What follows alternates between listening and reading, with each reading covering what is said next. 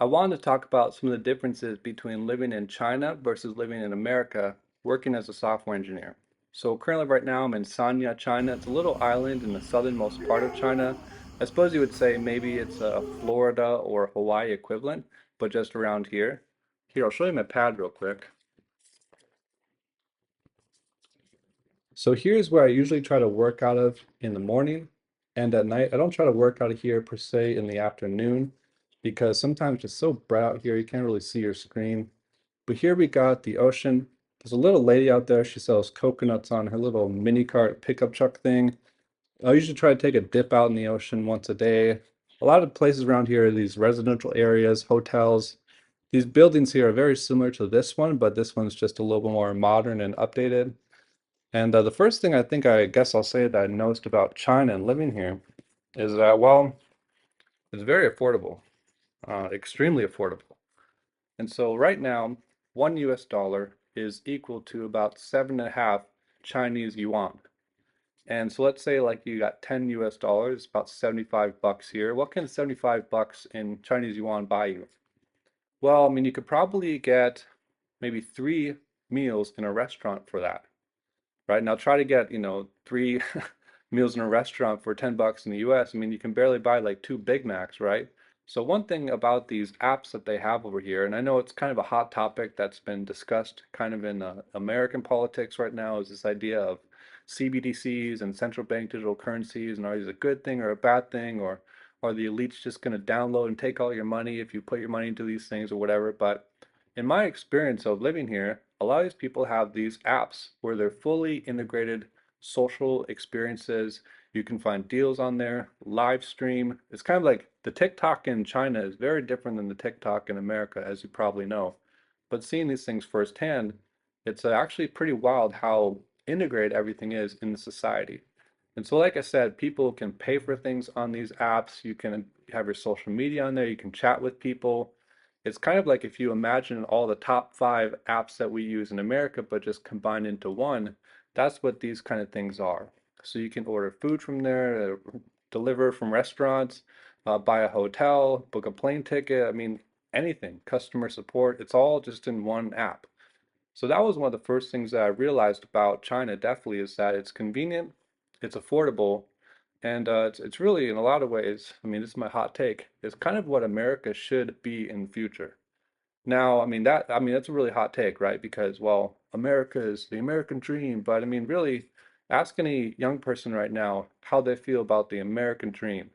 You know what I'm saying? I mean, your mom and dad, your boomer parents, they probably bought their house for like 10 strawberries, right? That's kind of the joke going around, how the economy back then is way different than it is now. But just look around on YouTube, man. And there's a lot of doomer content, a lot of people talking that, the world's coming to an end and it's all gonna break down in this next generation because no one can afford anything. And there's parts of that that are true, but also I think we can fix it in America. And we definitely look like we're on that track now.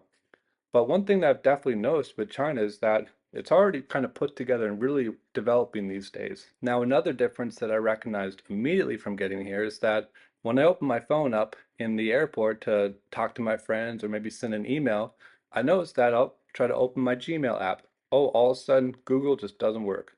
Okay, I'll just kill some time, maybe watch a video, open up YouTube. Oh, YouTube doesn't work. Okay, I gotta kind of log into my account so that I can, check things and maybe start doing some work. Oh, I don't even have access to the internet, and I'm working on a local dev server and connecting to an API that exists on one of our endpoints that are from a server that's hosted in the US. Oh, that doesn't work.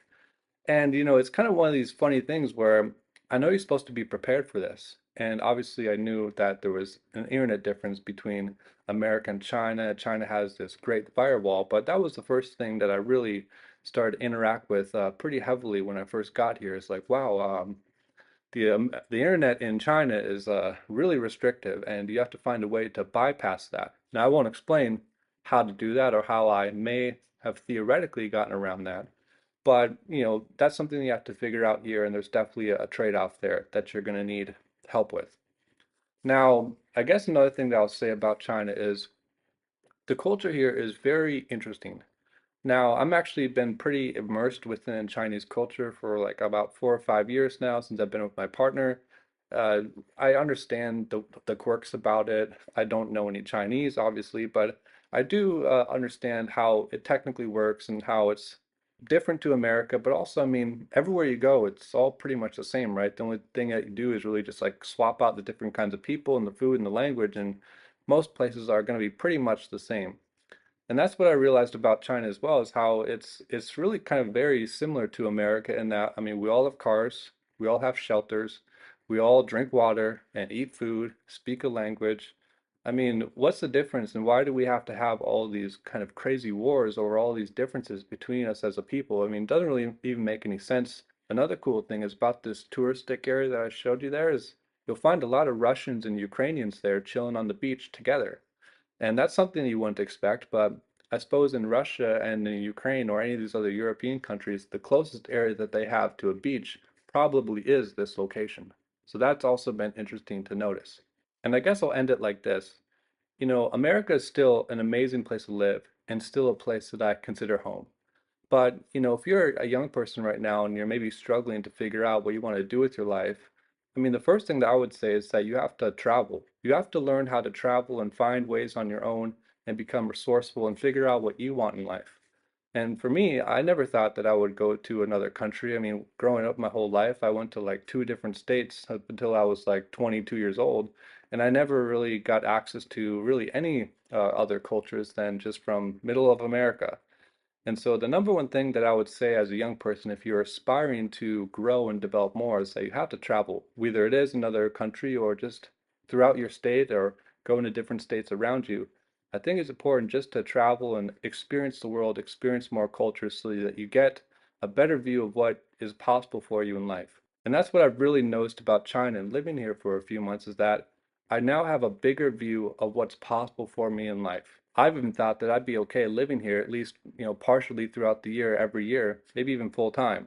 I would say, you know, on a scale of 1 to 10, rating China, I'd say it's like a 8.5 or 9 out of 10. It's a bit convenient if you're just from America, you don't know anyone here or have someone to travel with. If you come here, you're not gonna, I mean, it's gonna be very hard to figure out. But one thing I've also noticed that the people are very helpful. They are very welcome to foreigners here if you just talk to them or try to communicate. They'll open up a translating app and they'll try to figure it out with you. That's definitely for sure. So China, 8.5, 9 out of 10. Other countries that I may visit, we'll see, but I would definitely love to visit back here and maybe even live here part-time throughout the year and kind of make it as a part of my rotation. Tomorrow I'm going to Chongqing. That's very much become the heavily marketed and high PR city of the world right now. On social media, you'll see a lot of videos about Chongqing. It's very much the cyberpunk, futuristic city. So it'll be interesting to check that out. And I'll probably be posting a lot more videos from there as well. So see you guys on the next episode.